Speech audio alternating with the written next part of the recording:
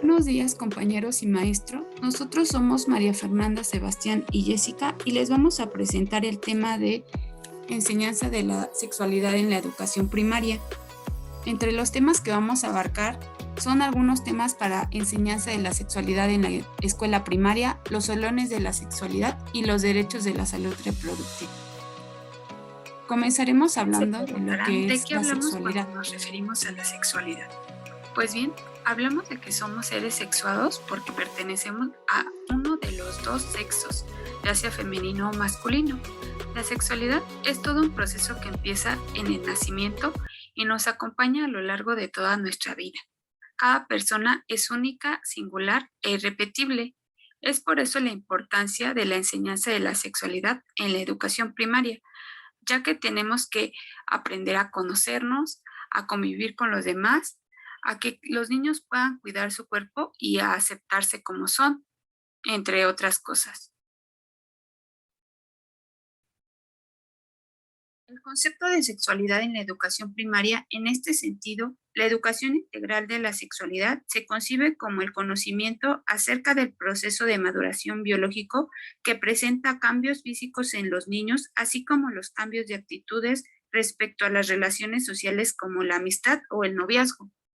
La sexualidad es el conjunto de condiciones que caracteriza el sexo de cada persona, desde el punto de vista histórico, sociocultural y no solamente en los cambios físicos, sino también es el conjunto de fenómenos emocionales, de conducta, de prácticas asociadas a la búsqueda de emoción sexual, entre otras. Este va a involucrar tu cuerpo, la identidad, la orientación sexual y los sentimientos.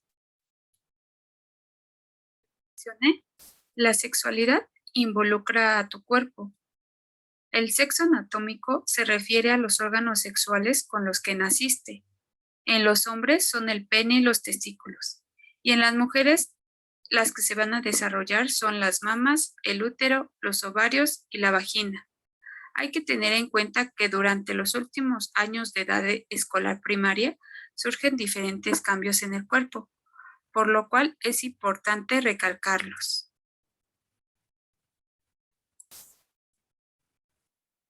La pubertad se va a caracterizar más en los cambios físicos y sexuales que sufre el niño o la niña alrededor de los 12 años hasta los 15 años aproximadamente. En la adolescencia se va a referir al conjunto de cambios emocionales e intelectuales que surgen a partir de esta edad hasta llegar a la edad adulta.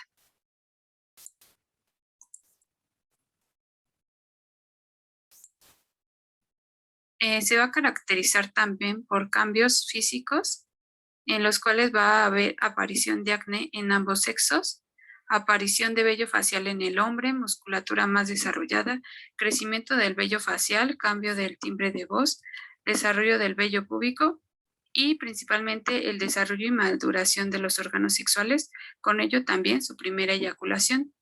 En cuanto a la mujer, se van a desarrollar las glándulas mamarias, el crecimiento de vello axilar, va a haber acumulación de tejido adiposo en glúteos y caderas, la aparición del vello púbico y el desarrollo y maduración de sus órganos sexuales, con ello también la primera menstruación.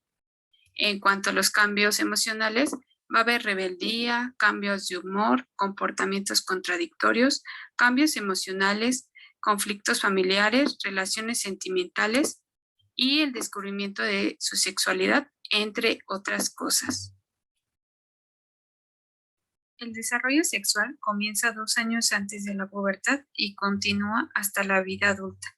El cuerpo produce hormonas responsables de los cambios externos en el cuerpo. Sin embargo, la pubertad es mucho más que cambios físicos, ya que a medida que crecen, estos pensamientos, emociones, necesidades y deseos también cambian. Es importante comprender que cada individuo se desarrolla en su propio tiempo, ritmo y manera. Tu identidad. La identidad de género se refiere a la manera en que te sientes acerca de tu sexo, es decir, si te identificas como hombre o como mujer. Las personas tienen una combinación de sentimientos masculinos y femeninos, pero generalmente tienden hacia uno u hacia otro, con lo que se autodefinen como hombres o como mujeres.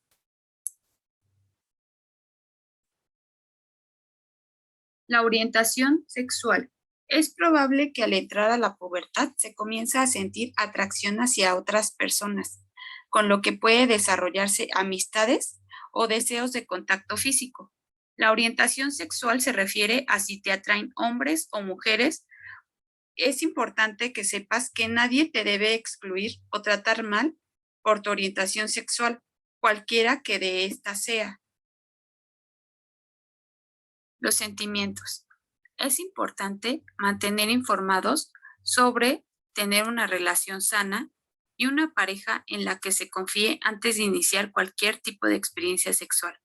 La pareja debe conocerse bien, comunicar abiertamente sus sentimientos, que estén listos para tener relaciones. Ambos necesitan saber los límites de cada uno para que ninguno se sienta forzado, incómodo o llegue a lamentar algo. Con las relaciones sexuales existe la posibilidad de contraer una enfermedad de transmisión o de quedar embarazados. Usar métodos anticonceptivos y de prevención de enfermedades en cada relación sexual reduce las posibilidades de que cualquiera de estas situaciones suceda.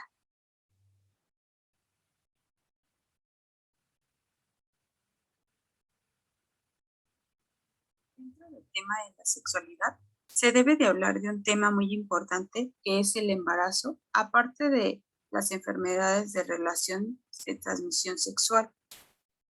¿Cómo se da el embarazo? Se llama embarazo al desarrollo del nuevo ser desde la fecundación hasta el parto, durante 9 meses. Para que ocurra un embarazo se necesita de la participación de la célula sexual masculina, que es la llamada espermatozoide, y de la célula sexual femenina, que es el óvulo, los cuales necesitan encontrarse y unirse. El embarazo comienza oficialmente cuando un óvulo fecundado se implanta en el revestimiento del útero.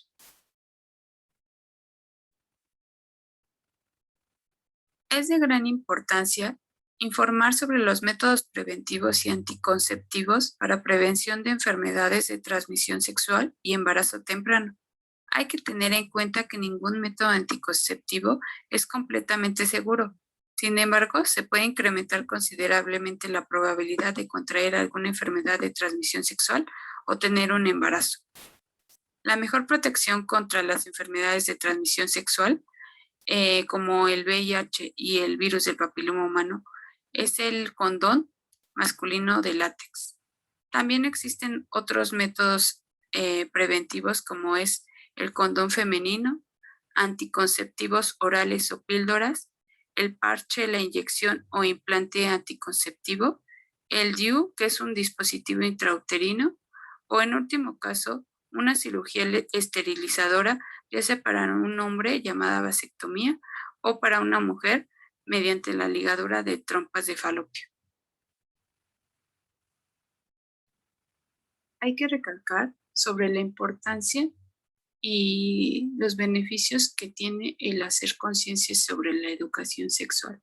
A continuación vamos a ver el siguiente video.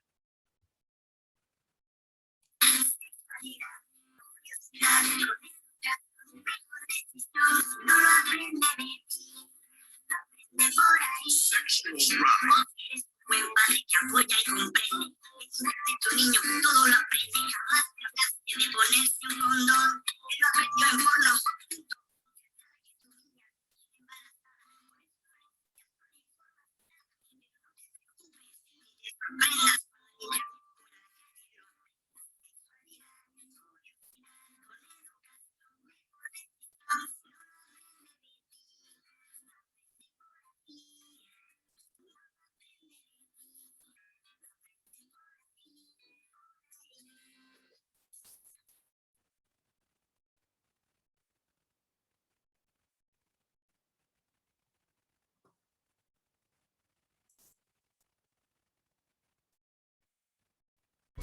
Comenzaremos definiendo qué es un olón. La frase to olón es la traducción griega de la palabra latina universum, en el sentido de un concepto que forma un todo, pero que a su vez forma parte de algo más grande o complejo, como el planeta Tierra, que por sí solo genera un sistema cerrado y que tiene una función específica, pero que a su vez conforma parte de un grupo más grande y que trabaja en conjunto. Podríamos decir que todos los sistemas de conjunto son un holón, porque por decir, el sistema digestivo, eh, el estómago es un holón, forma parte, por sí solo realiza una tarea, pero también forma parte de un proceso mayor. En este sentido, los holones que mencionaremos son una estructura con sus propios procedimientos y términos, que en conjunto ayudarán a que un sujeto defina su sexualidad. Una vez comprendido este concepto, comencemos. El holón de la reproductividad. Comprendemos la reproductividad no solo como la capacidad de dar origen a un ser vivo, sino como toda una serie de eventos y procesos que iniciarán en la fecundación de un ovario por un espermatozoide. La gestación, es decir, los 9 meses que dura el embarazo y que culminan en un alumbramiento, dentro de este sentido de reproductividad, también tendremos en cuenta las enseñanzas, transmisiones de valores, normas y conocimientos básicos que el niño necesitará para integrarse a la sociedad e incluso para sobrevivir. Me gustaría mencionar que muchas de estas enseñanzas, así como los métodos utilizados en estas, son réplicas de lo que los padres aprendieron de sus propios padres, como la forma en la que aprendimos a leer o a hablar, incluso a escribir, así como la visión sobre los diferentes conceptos. Este holón también tiene como finalidad ayudarnos a desarrollar nuestra percepción acerca de lo que es la paternidad y la maternidad, es decir, lo que cumple con nuestros criterios de un buen padre y una mala madre. El holón de género es el conjunto de ideas, actitudes, valores, suposiciones, emociones y visiones del mundo que se construyen en nuestra mente como resultado de nuestro sexo, es decir, de las estructuras biológicas que nos diferencian como hombre o mujer. Este holón tiene tres concepciones de lo que es el género, por las cuales se definirá la estructura del género al que el sujeto se siente perteneciente. El primero es el biológico, es decir, la diferencia que existe en el dimorfismo de los aparatos reproductores de hombre y mujer. Con esto nos referimos a la diferencia entre nacer con pene o vagina. El segundo es el psicológico, es decir, el marco interno que nos servirá como referencia para dirigir nuestros comportamientos y preferencias, así como respondernos las preguntas de quiénes somos, qué hacemos, qué queremos y a dónde vamos. Esto es a lo que llamamos identidad de género, es decir, con qué circunstancias, actitudes y habilidades nos sentimos más incluidos en el término de lo que hacen hombres y mujeres.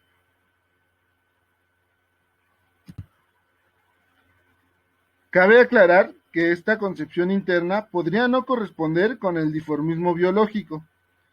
El tercero es el campo sociocultural. Nos referimos a la concepción social que se tiene sobre la masculinidad y la feminidad, es decir, las actitudes y acciones propias de una mujer o un hombre, por así decirlo. Con esto nos referimos a aquellos cuestionamientos o referencias que nos dan a raíz que vamos creciendo. Por ejemplo, cuando dicen, es que los hombres no juegan con muñecas, es que las niñas no juegan con herramientas, en nosotros se va a generar una percepción de lo que la sociedad espera de nosotros o las actitudes que esperan de nosotros. El holón de género es sumamente importante, pues es el eje central del que partirán los demás. El holón de vinculación afectiva se refiere a la capacidad humana de formar lazos a través de los sentimientos hacia otros. El vínculo original con la madre y luego con el padre nos da el esquema inicial para desarrollar más tarde nuestra capacidad de vincularnos con afectos o sentimientos tan intensos como los que sentimos cuando somos pequeños, pero al igual que muchas otras experiencias en la vida, estas Estas están matizadas por las ideas, los juicios, las actitudes, los valores y en general la visión que nuestra cultura nos transmite respecto a estas experiencias. El olón de la vinculación afectiva se conforma entonces por la capacidad para experimentar las emociones vinculantes en conjunto con las ideas y concepciones que tenemos al respecto. Es decir, que conforme vamos creciendo nos vamos creando ideas sobre las relaciones emocionales que tenemos con otras personas, como con nuestras parejas, y las vinculamos inmediatamente con experiencias que tuvimos previamente en nuestra niñez, como el sentimiento de tranquilidad, amor y respaldo que sentimos cuando estamos con nuestra madre y lo vinculamos con nuestra pareja. Generamos una relación entre lo que se implica el amor de madre y el amor de pareja, y esto nos permite generar vínculos más fuertes. El olón del erotismo. Comenzaremos diciendo que existen diversas ideas o definiciones acerca de lo que es el erotismo. Existe quien lo relaciona inmediatamente con las relaciones sexuales.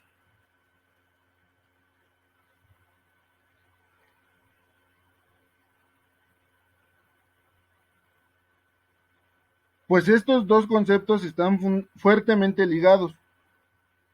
Por su lado, los científicos empírico-positivistas encuentran en la expresión de la excitación y el orgasmo la manera más eficaz para definir la forma de operar de la conducta sexual y el erotismo. Otra vertiente de pensamiento identifica el erotismo como el amor, porque las vivencias eróticas están muy frecuentemente relacionadas con las experiencias amatorias. El erotismo se da en diferentes campos del ser humano. En el físico, por ejemplo, cuando se nos eriza la piel, con la erección o la lubricación de la vagina, entre otras. En el plano psicológico, cuando recordamos o imaginamos situaciones que nos producen sensaciones estimulantes. Para mayor claridad, es preferible identificar el erotismo con el componente placentero de las experiencias corporales, causantes de despertar el apetito sexual, así como la excitación y el orgasmo, los resultantes en la calidad placentera de estas vivencias y las construcciones mentales alrededor de estas experiencias. Conforme el sujeto vaya construyendo la concepción y asimilación de sus experiencias, el sujeto será capaz de definir sus preferencias para desarrollar su vida sexual. Derechos sexuales y reproductivos. Los derechos sexuales y reproductivos son parte de los derechos humanos que se encuentran en la Constitución mexicana, además de otras leyes como la Ley General de Salud, y entre ellos se encuentran los siguientes. Derecho a la vida. Se relaciona con el derecho de las mujeres a no morir por causas evitables relacionadas con el embarazo o parto. Derecho a la libertad y la seguridad. Tanto los hombres como las mujeres tienen derecho a decidir si tienen relaciones sexuales con quién y con qué frecuencia. Derecho a la igualdad y a estar libre de toda forma de discriminación. Todos los seres humanos, hombres y mujeres, merecen un trato respetuoso. La discriminación consiste en tratar igual lo que es distinto y en tratar distinto lo que es igual. Derecho a la privacidad. Todas las personas tienen derecho a que se respete su intimidad. Los prestadores de servicios están obligados a guardar el secreto profesional. Derecho a la libertad de opinión y de pensamiento. En lo relacionado con la vida sexual y reproductiva, toda persona tiene derecho a pensar y obrar libremente. Derecho a la información y a la educación. Toda persona, hombre o mujer, desde temprana edad, tiene derecho a ser educado y debe tener igual acceso a información y servicios relacionados con la salud sexual y reproductiva. Derecho a optar o no al matrimonio y a formar o no una familia. Ninguna persona por ninguna razón puede ser obligada a contraer matrimonio. Ninguna persona está obligada a permanecer casada ni unida a alguien con quien ya no es feliz. Derecho a decidir si tener o no hijos, cuántos tener y cuándo. Toda persona, hombre o mujer, debe tener a su alcance la más amplia información y servicios relacionados con los métodos modernos, seguros y aceptables para regular la fecundidad, incluida la anticoncepción de emergencia. Derecho a los beneficios del progreso científico. Toda persona tiene derecho a beneficiarse de los avances de la ciencia y el progreso tecnológico. Derecho a la reunión y la participación política. Todas las personas tienen derecho a asociarse para promover el reconocimiento y ejercicio de los derechos sexuales y reproductivos y por ende el disfrute de una adecuada salud sexual y reproductiva. Derecho a no ser sometido a torturas y maltratos. Toda persona tiene derecho a una vida libre de violencia.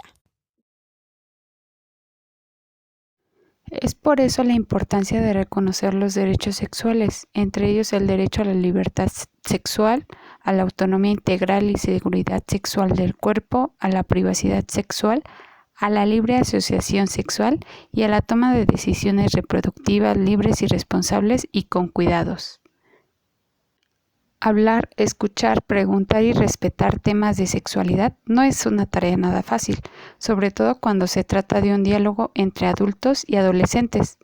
Hay que conocer algunas estrategias y recomendaciones para lograr una buena comunicación, ofrecer una educación integral en la sexualidad y lograr un equilibrio entre la autonomía de adolescentes y el apoyo, atención y cuidados